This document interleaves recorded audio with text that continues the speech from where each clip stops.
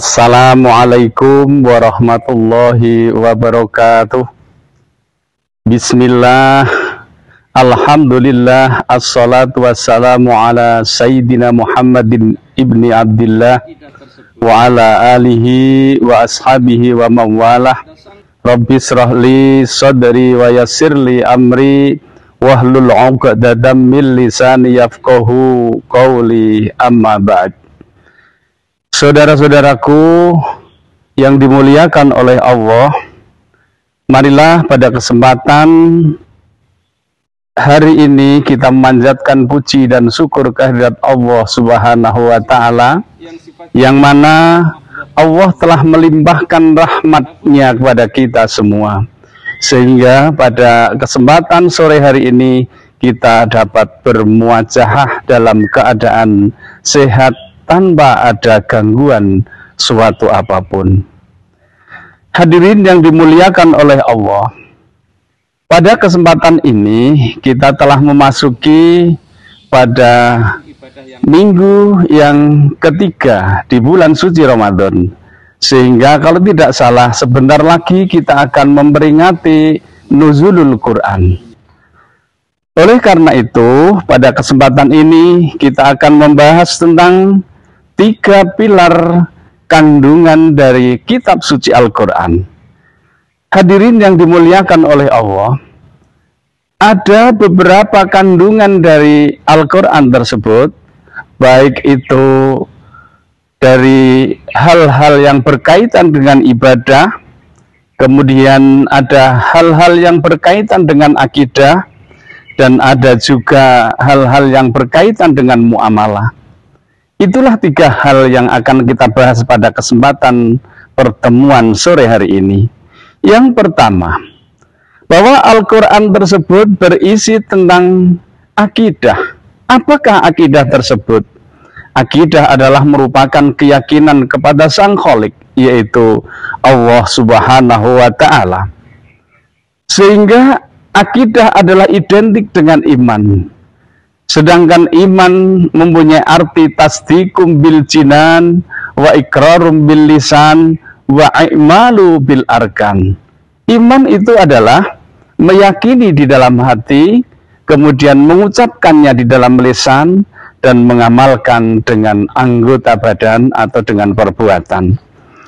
Hadirin yang dimuliakan oleh Allah, akidah merupakan satu hal yang sangat penting bagi kita, bahwa yang namanya akidah adalah sesuatu yang harus kita bangun dengan sekuat mungkin, karena akidah merupakan pokok dari orang yang di dalam memeluk agama, dan termasuk kita di dalam Islam ini yang paling penting adalah akidah. Sehingga akidah tersebut merupakan sesuatu yang tidak bisa kita pisahkan dengan hal-hal yang lain seperti ibadah, kemudian muamalah.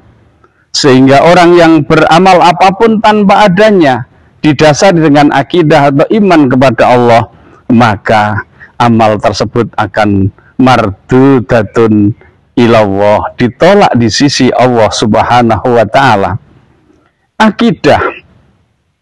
Akidah adalah merupakan suatu pokok tentang keimanan kita kepada Allah Subhanahu wa Ta'ala, sehingga akidah itu betul-betul tercancap di dalam hati.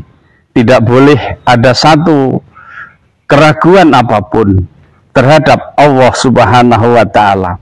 Di dalam Al-Quran telah berfirman Allah Subhanahu wa Ta'ala, amanar rasulu bima unzila ilaihi mir rabbihi wal mu'minun kullun amana billahi wa malaikatihi wa kutubihi wa rusulih la nufarriqu baina ahadin mir rasulihi wa qalu sami'na wa ata'na ghufranaka rabbana wa ilaikal masir. Iman kita kepada Rasul Muhammad sallallahu alaihi wasallam dan iman kita kepada para malaikat, iman kita kepada Allah Subhanahu wa Ta'ala, iman kita kepada kitab-kitabnya Allah, itulah termasuk pilar-pilar dari akidah yang harus kita pegang teguh. Hadirin yang dimuliakan oleh Allah, Adapun pilar yang kedua adalah ibadah. Ibadah merupakan buah dari akidah. Adapun orang yang akidahnya kuat, maka buahnya akan mempunyai buah yang lebat pula. Sehingga dengan demikian, akidah yang baik akan melahirkan ibadah yang baik pula.